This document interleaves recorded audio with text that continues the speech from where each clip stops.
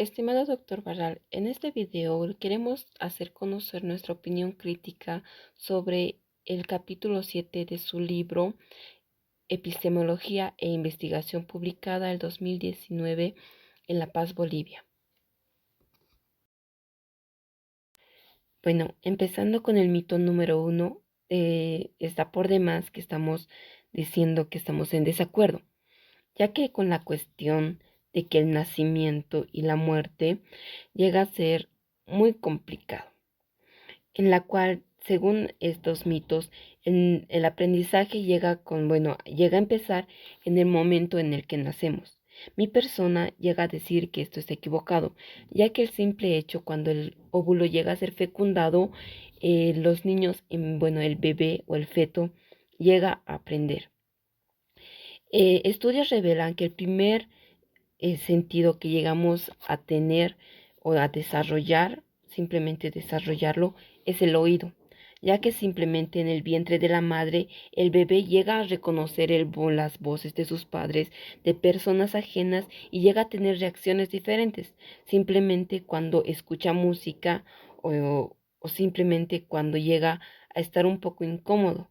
Llega a moverse, llega a tener distintas reacciones en la cual el bebé llega a diferenciar. Simplemente en la voz, cuando le habla a la mamá, va a tener esas reacciones sonoras que el bebé se va a sentir más cómodo junto con su padre. En esta cuestión de morir, yo diría que está un poquito más equivocado, en la cual un ejemplo sería Vygotsky. Con su muerte no terminó su aprendizaje, su enseñanza, es decir, su enseñanza ha seguido a lo largo del tiempo hasta la actualidad, en la cual también una de las mentes brillantes sería Piaget, en la cual nos enseña sin estar vivos, o también sería Jesús, en la cual sus mismos cuentos, o sea, sus mismas enseñanzas siguen en pie, no se llega a morir. No, no, el aprendizaje no muere. Simplemente llegará a morir cuando la humanidad ya no exista. En la cual podrías destacar una frase que dice: la educación se desarrolla en la vida. Podríamos decir que al momento de nacer ya empezamos a caminar, a comer simplemente, pero en el vientre ya tenemos nuestros mismos aprendizajes.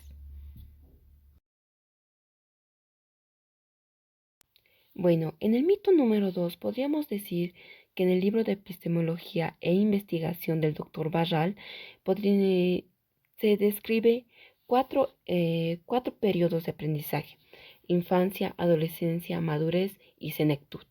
Esto de infancia se llega a dividir en 6, que sería la prenatal, en la concepción del nacimiento hasta aproximadamente las 2 semanas; neonatal, de 2 semanas a un mes; infancia o primera infancia sería hasta los 2 años; preescolar, de 2 a 6 años; niñez media, de 6 a 9 años; y preadolescencia, que sería de los 9 hasta el inicio de la adolescencia. En la cual, ¿qué podríamos decir? El aprendizaje no se llega a concebir simplemente con el nacimiento, sino desde antes del nacimiento. En el mismo útero los niños llegan a tener reacciones, o los fetos llegan a tener reacciones, en la cual llegan a sonreír, llegan a llorar y llegan a moverse, en la cual un simple estímulo, es decir, cuando la madre llora, el niño lo siente, y eso es un aprendizaje. Es también una continuación del mito número 1, en la cual esta está equivocada simplemente porque el niño, como anteriormente dije, aprende desde la concepción. Aprende, ya tiene sus mismos conocimientos, y al momento de nacer ya reconoce la voz de su madre y la voz de su padre, simplemente, o de las personas de que llegan a estar más apegados a él en el momento de su crecimiento y de su desarrollo natal, prenatal. Simplemente la madre llega a ser ese vínculo más afectivo, en la cual el mismo niño o el mismo bebé llega a aprender mucho más y llega a tener sus mismos conocimientos, en la cual podríamos decir la cuestión de respirar. El respirar ya tenemos desde el nacimiento, o desde la concepción, simplemente porque el niño llega a nacer ya respirando, porque en adentro, es decir, nadábamos, y, y pues es decir, el nacimiento no es el inicio, sino la concepción del mismo feto.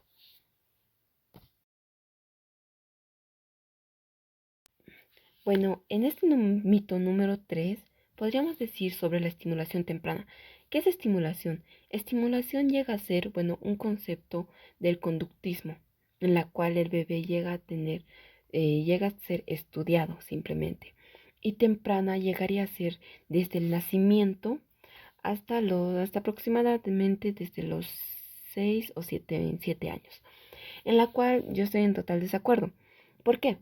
El simplemente los estimuladores o simplemente los educadores, los primeros educadores llegan a ser los padres, desde la concepción hasta el nacimiento, y ahí llegan a ser los estimuladores, en la cual, como dijimos en los anteriores dos mitos, en la cual el bebé llega a aprender simplemente en el vientre de la madre. Y llega a ser, después del nacimiento, llega a ser un aprendizaje que llega a complementarse simplemente.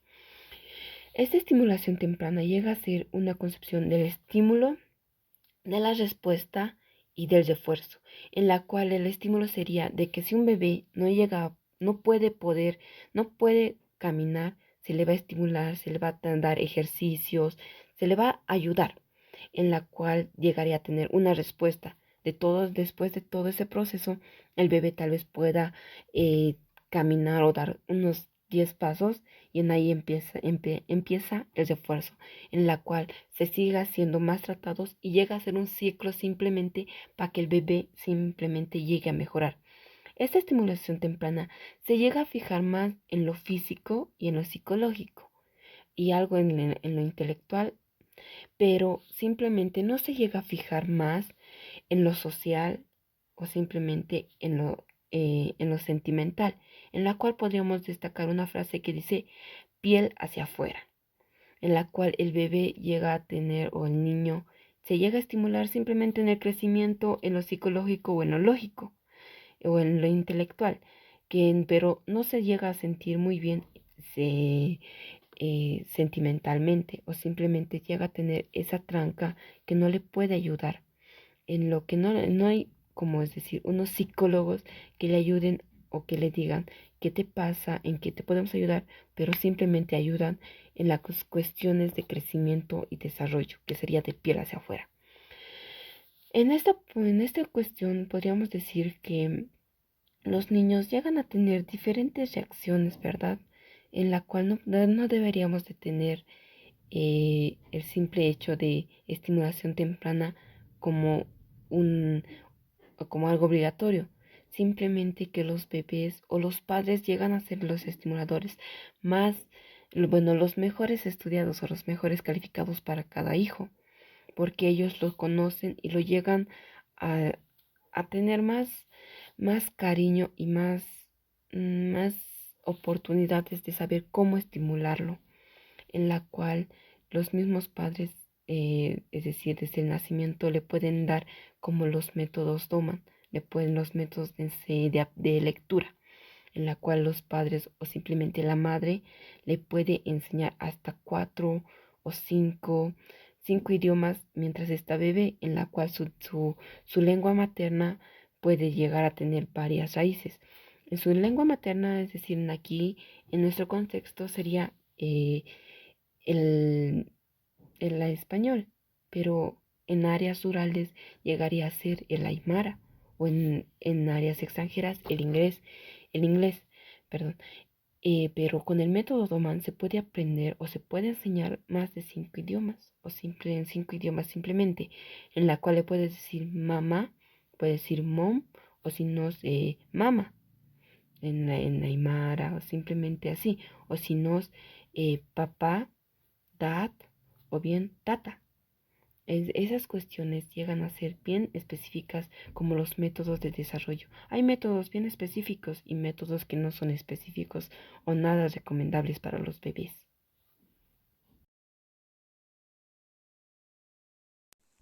Continuando a lo que dijo mi compañera, el mito número 4 nos da a entender que en el Banco Mundial, en el contexto del aprender para hacer realidad la promesa de la educación, expresa el diagnóstico sobre el aprendizaje a nivel global.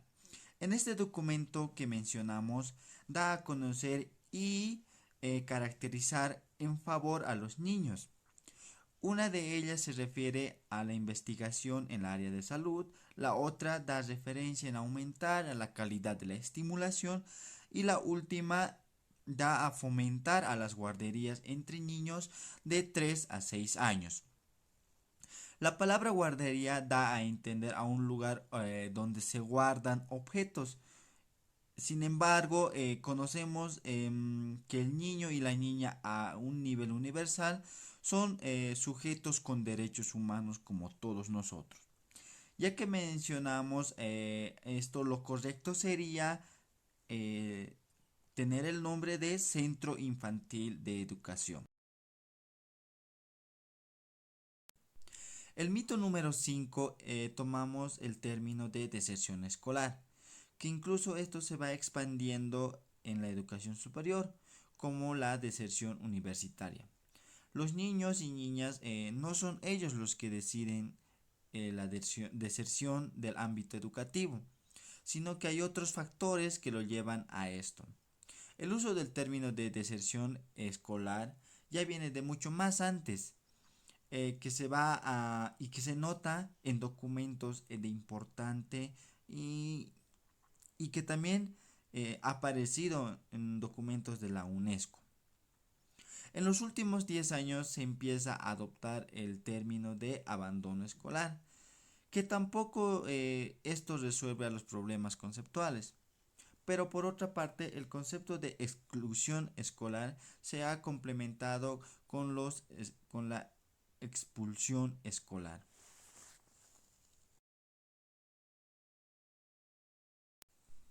Mito número 6. El mito decae por el peso de la investigación científica. Los prejuicios sobre el peso del cerebro y la inteligencia exceden en la actualidad en el siglo XXI y aún se cree que el peso de la masa encefálica determina la inteligencia. La inteligencia y la racionalidad son el resultado del desarrollo biológico, cultural e histórico de la civilización humana. Por tanto, el cerebro y la inteligencia en su evolución corroboran al ser humano como un ser biológico. Al final de todo, la inversión económica para el estudio del cerebro humano es una de las noticias más sobresalientes en los últimos años a nivel global. Mito número 7. El indígena no es educable. Dando un análisis crítico breve, se podría decir que esto es realmente algo absurdo, ya que el indígena realmente es como cualquier ser humano. Realmente vivimos en un mundo muy racista, muy discriminador. El mundo en estos tiempos, estamos en un tiempo posmoderno y postcapitalista, es decir, que la educación es algo inherente, que podemos aprender, que las personas pueden aprender, pueden interactuar de forma inteligente en la sociedad. Y vamos a dar unos pequeños ejemplos, como por ejemplo, Franz Tamayo fue un indio que fue criado por una familia noble. Posteriormente fue trasladado a Europa. Él, como se sabe, es un poeta, también es un político, un filósofo, es una persona realmente inteligente, la cual hizo realmente muchos aportes beneficiosos también a la educación. Bueno, en conclusión, dando un análisis sobre todo el libro, vamos a decir que el indígena sí es educable. Anteriormente ellos aprendieron el idioma castellano realmente fácil, sin que ellos vayan a la escuela. Ellos ya aprendieron a leer cuando en 1598 los jesuitas llegaron y trajeron los libros. Realmente ellos, los indígenas, se informaron y lograron superarse así, ellos mismos aprendiendo a leer, y ya entendían, ya aplicaban el lenguaje castellano. Es decir, que, ¿cómo puedo decirlo? El 99% de las personas, estoy hablando del genoma humano, el 99.9 de las personas somos iguales. Es decir, que existe un 0.1% de las personas que se podría considerar una excepción. Es decir, que la mayoría, casi todo el mundo, casi todas las personas, todo, absolutamente todo, puede lograr educarse, puede lograr aprender, como un ejemplo que podría dar, que es el de Lance Owens, que fue un atleta en las Olimpiadas. En ese tiempo estaba Hitler. Lance Owens, ganó 4 medallas de oro. Él, por ser una persona de color, lo trataron, lo discriminaron, se burlaron porque realmente el mundo era muy racista y sigue siendo racista en estos tiempos. No respetan a las personas de color y tampoco a las personas indígenas que viven lejos, a las lejanías, no los respetan. En conclusión, el indígena sí se puede educar. Vivimos en un mundo realmente racista. En la actualidad sigue siendo un mundo racista, pero nosotros mismos podemos cambiar eso. Podemos cambiar a la sociedad, pero sobre este mito queda totalmente descartado que sea cierto, ya que, como pude explicar, pude hacer un análisis sobre lo abordado en el libro. Podría decirse que el indígena sí se puede educar. Ahora, en el mito número 8, los exámenes miden y evalúan objetivamente la inteligencia. Esto no es cierto. Por ejemplo, vamos a hacer un análisis crítico sobre este tema, sobre este mito. Ahora, los exámenes realmente no miden absolutamente lo que nosotros somos, nuestra integridad, absolutamente no lo miden. Eso que quede muy en claro. Ahora, en aquí vamos a mencionar un ejemplo de Albert Einstein, que reprobó 2 veces el examen para entrar a la universidad. Él es un genio a nivel mundial y se conoce. Con este pequeño ejemplo doy a conocer que los exámenes no miden nuestra inteligencia, nuestra inteligencia de nosotros mismos, nuestra integridad como personas, no lo miden. Otro podría decirse que los exámenes fueron creados en China. Esto quiere decir que los exámenes fueron por un proceso burocrático. 1. Los exámenes no están creados para ver quiénes van a ser genios, quiénes no. 2. Los exámenes no están también para evaluar lo positivo, más que todo evalúan lo negativo. También los exámenes tienen una dimensión muy reducida. Esto quiere decir que no evalúa totalmente nuestra integridad, tampoco nuestra inteligencia.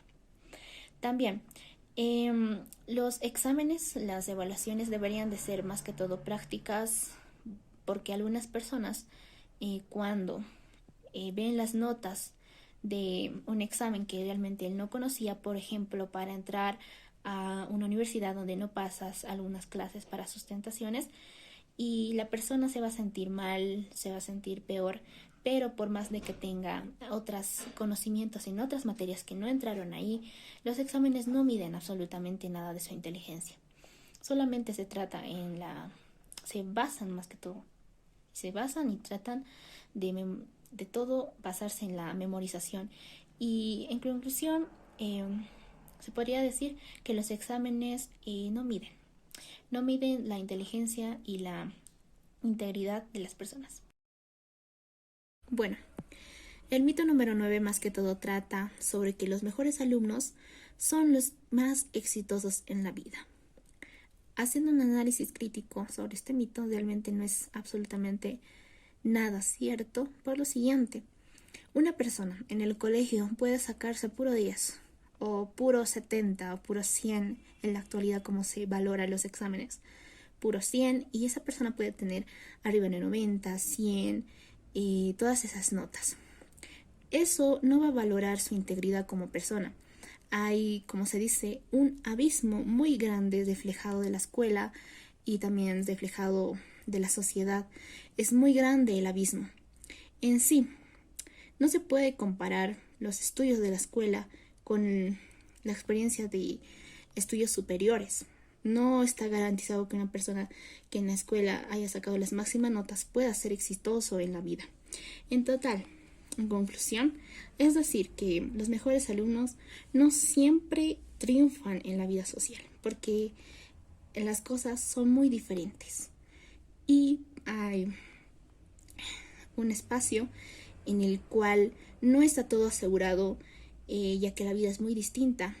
Aquí es una vida muy diferente a la otra. No es 100% asegurado. Eso es mi análisis. Continuando, mito 10. El mejor profesor, el mejor director. Esto se refiere a que un profesor, tanto como un director, han desarrollado distintas competencias a lo largo de su vida. Esto quiere decir que aunque un profesor sea muy bueno en lo que hace, no significa que automáticamente pueda convertirse en un buen director. Mito 11. Las matemáticas clasifican alumnos inteligentes o menos inteligentes, dividen las clases sociales y las profesiones. Las matemáticas no son para personas de clases populares. Las mujeres no sirven para las matemáticas. Dicho esto, las matemáticas han llegado a clasificar a los alumnos por más o menos inteligentes, dividirnos en clases sociales y por profesiones. Esto, sin embargo, se ha desmentido con distintas investigaciones. Estas investigaciones desmienten que pueda haber una clasificación entre alumnos, entre los que saben o no saben, pues los alumnos han llegado a demostrar que ellos pueden aprender las matemáticas, pero de distintas formas. Mito 12. Los niños no tienen pensamiento causal. Esto se ha desmentido a través de investigaciones, pues los niños sí tienen un pensamiento causal, pues a lo largo de su vida han desarrollado deducciones e incluso claridad en sus ideas que a muchos mayores los desconcierta. El mito número 13 nos habla sobre el fracaso escolar. Muchos creen que el fracaso escolar se debe a las instituciones, a los profesores, a todos aquellos que componen el sistema educativo, al personal de trabajo, pero no es así. El fracaso escolar se debe porque el estudiante, que es responsable de todas sus acciones, es que no está comprometido en aprender, no quiere, eh, no quiere progresar intelectualmente, y por esa razón se genera el fracaso escolar, y no así el maestro o la institución, porque solamente son ellos veedores nada más. En este caso, el estudiante es responsable de todos sus actos. En el mito número 14 nos habla sobre las TICs. Nos dice que las TICs todo lo resuelven, que facilita la vida. Sí, el hombre ha creado las TICs para facilitar su existencia, pero hoy en día nos está costando muy caro porque el hombre creando esto depende más de la tecnología. Nos están volviendo muy robóticos y eso es cierto, porque muchos de nosotros dependemos de la tecnología para todo. Dependemos hasta inclusive para resumir o buscar un trabajo. Hoy en día ya no se utiliza la creatividad, sino más que todo se busca el plagio. Y muchos trabajos son plagios de otros trabajos. En cuanto al mito número 15 que nos habla de la homosexualidad en las culturas nativas, este mito se dice que en las culturas nativas no existían homosexuales, pero según las investigaciones se da en cuenta que sí existía. El de existir o no es una gran incógnita, ya que las investigaciones, todo lo que se ha avanzado, no siempre en un momento pueden ser ciertas y en otras no. Es por tal razón que se cree que la homosexualidad siempre ha existido en todo lugar y en todo momento, en todas las sociedades, desde la evolución. Es por así que no se puede decir que no ha existido porque en un momento dado sí ha existido y que creer que es una enfermedad o algo es falta de información, ya que una persona debe ser como es y uno también debe aceptar. En ahí debe estar la tolerancia, ya que todos como seres humanos debemos tolerar a nuestros semejantes y en vez de mirar nosotros deberíamos apoyar. Y en cuanto al último mito, mito 16, que nos habla del gasto insulso de las niñas, eso se creía antes. Se decía que las niñas no podían tener acceso a la educación, ya que mucho era insulso porque se casaban y se iban. Pero no, hoy en día las mujeres nos han demostrado que pueden llegar más allá que el hombre, que debe existir la equidad de género y que las mujeres son más competitivas inclusive que el hombre, ya que ellas son muy detallistas y no dejan escapar nada. Por tal razón, este mito que yo digo que ya está pasado de moda, ya que en el siglo XX, aunque algunos también creen eso, no debería de ser así. Debería de gobernar la equidad de género y más que todo fomentar a las mujeres para que puedan salir adelante. Ya que en el área rural muchas mujeres creen que por el hecho de ser mujeres no deben estudiar, no deben llegar a grandes cargos, sino más bien ellas tienen que prepararse y las mujeres, algunas son mucho más competitivas que los hombres y nosotros como personas debemos de apoyarlas y también siempre incentivarlas a que lleguen muy lejos. Eso sería en cuanto a los 4 mitos que se presentó. Muchas gracias.